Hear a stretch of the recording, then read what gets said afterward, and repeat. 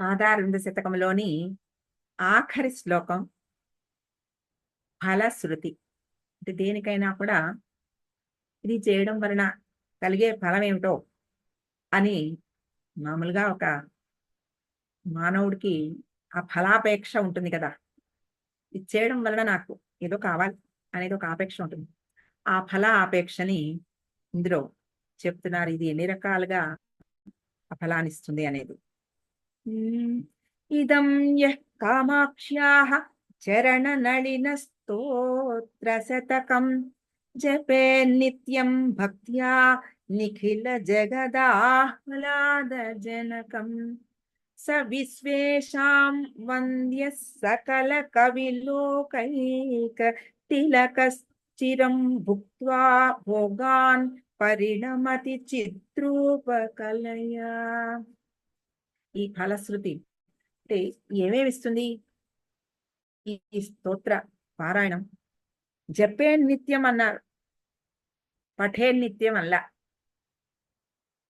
మామూలుగా స్తోత్రం పఠే నిత్యం, కానీ ఇది జపే నిత్యం. నిఖిల జగదాహ్లాద జనకం, సకల లోకాలకు ఆహ్లాదాన్ని కలిగించేది. ఆనంద జనకం అనలేదు, ఆహ్లాద జనకం. ఆహ్లాదము అంటే ఆనందానికి చాలా ఎత్తులో ఉండేది హ్లాదం. అది ఆహ్లాదం అంటే ఇంకా ఎక్కువ హైయెస్ట్ అన్నమాట. ఆ హ్యాపీనెస్ ఇంకా హైయెస్ట్, దానికి ఇంకా మించలేదు. ప్రహ్లాదం, ఆహ్లాదం, ఇది ఇంకా దానికి పైన ఇంకా లేదు, సూపర్లేటివ్ డిగ్రీ అన్నమాట అది.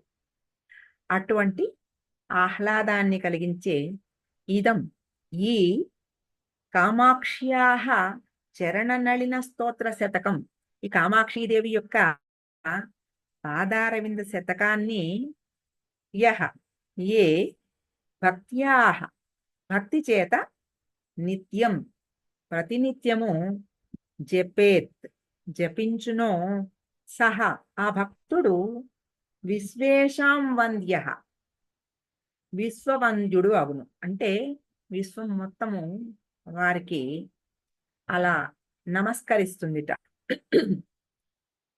సకల కవిలోకైక తిలక, కవి మూర్ధన్యుడు అగును. అంటే కవులలోకి అందరిలోకి కూడా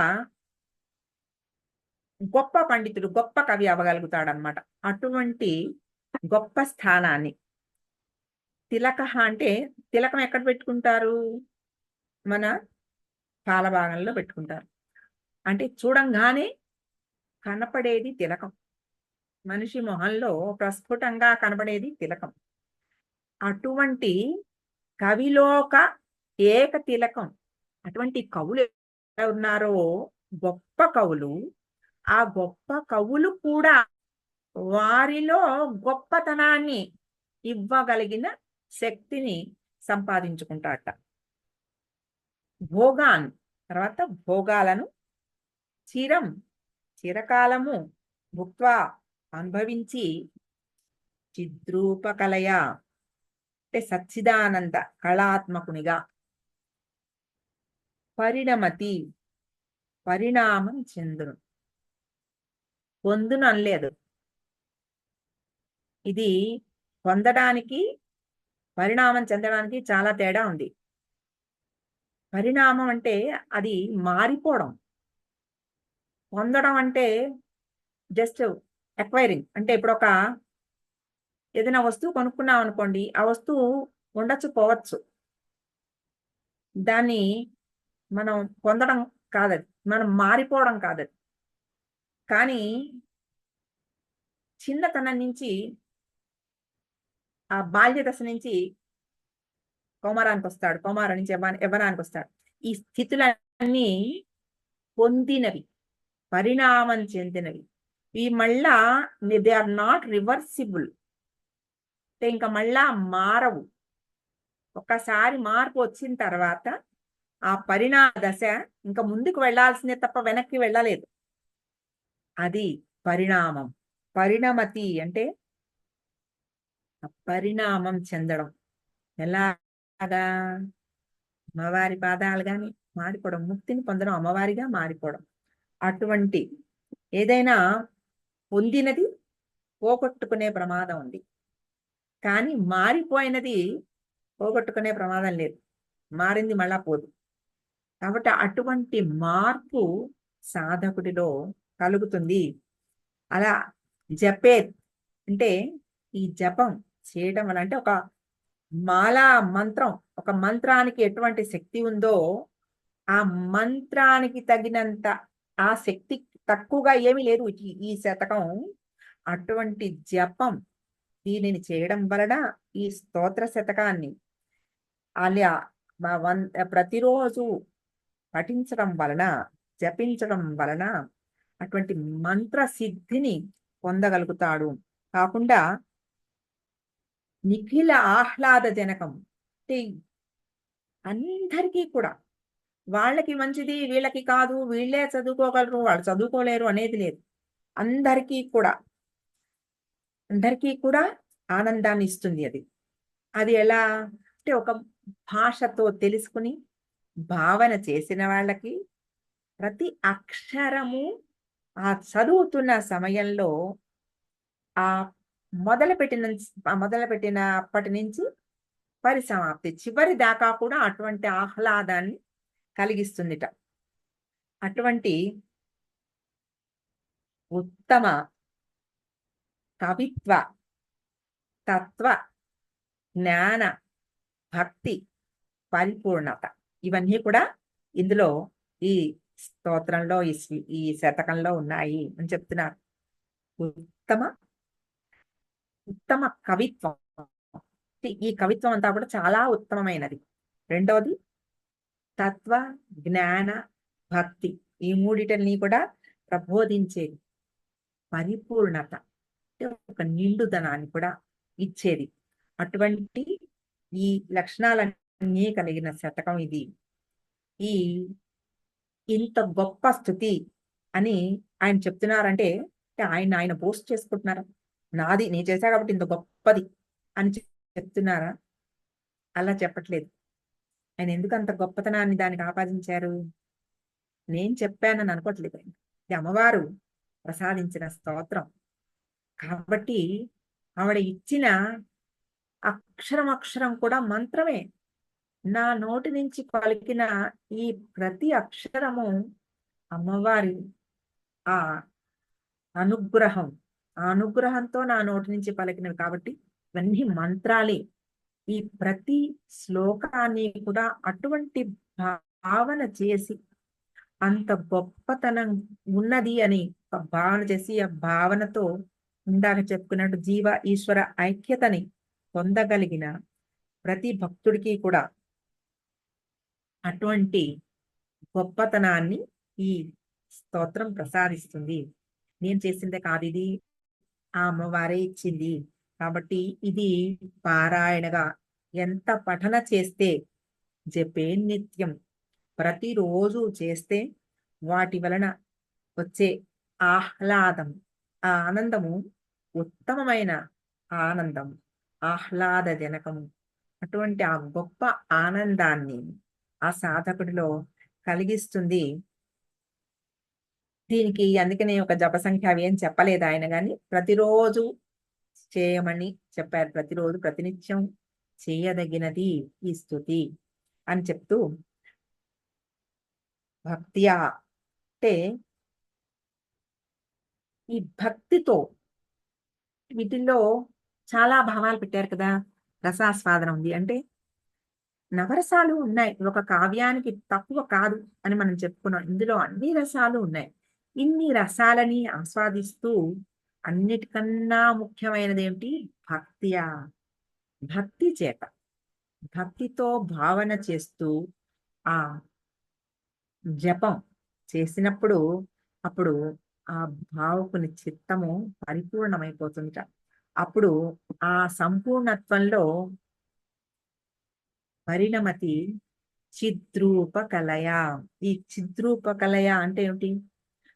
ఆ 16వ కళ అయిన అమ్మవారి ఆ కళగా ఏదైతే ఆ ఆనంద తత్వం ఉందో, సచ్చిదానంద తత్వం, ఆ తత్వంలో సత్ చిత్ ఆనందం, ఆ దాని ఆ హైయెస్ట్ కాన్షియస్నెస్ ఏది ఉందో, చైతన్యం, ఆ చైతన్యంగా పరిణమతి, నువ్వు మారిపోతావు. అది నువ్వు పొందడం అంటే నువ్వే ఆ స్థితికి చేరిపోతావు. ఆ స్థితి నువ్వు ఐక్యం అయిపోతావు. అటువంటి ఆ ఆహ్లాదాన్ని పొందగలుగుతావు అని దీనిలో ఆ ఫలశ్రుతి ఇచ్చారు. ఏమేమిటి? విశ్వవంద్యుడు అగును, కవిమూర్ధన్యుడు అగును అంటే ఇవన్నీ మామూలుగా ఒక ఈ ఐహికమైన బాహ్య ప్రపంచంలో మనకి ప్రతి వాళ్ళకి కావాల్సిన చెప్పుకున్నాగా ఇందాక ఫలాపేక్ష. నేను ఇది చేస్తే నాకేమవుతుంది? దేనివల్ల నాకు నేనేం పొందుతాను? అంటే ఐహికమైన కోరికలు, కావాల్సిన భోగభాగ్యాలు. అటువంటి అమ్మవారు అట్లాగా మరి భోగమోక్ష ప్రదాయిని అని చెప్పుకున్నాం కదా! భోగాలని చిరకాలం అంటే చాలా కాలం ఆనందాన్ని అనుభవిస్తూ, ఈ ఆనందంలో నుంచి ఆ చిదానంద స్థితికి చేరుకోగలిగిన ఆ శక్తిని ప్రసాదిస్తుంది. భోగాలనన్నిటినీ కూడా చిరకాలం అనుభవించి చిద్రూపకళగా ఆ పరిణామం చెందగలిగిన శక్తిని ప్రసాదిస్తుంది. విశ్వవంద్యుడు అవడం అంటే ప్రపంచం మొత్తం ఆయనకి నమస్కరిస్తుంది. అంటే నేను చేయడం వల్ల నాకు విశ్వవంద్యత్వం వస్తుందా? అంటే మనకంటూ ఒక చిన్న ప్రపంచం ఉంటుంది కదండి. ఎవరికి వాళ్ళకంటూ ఒక ప్రపంచం ఉంది. ఈ ప్రపంచంలో మన ఇల్లే మనకి ప్రపంచం అనుకోండి.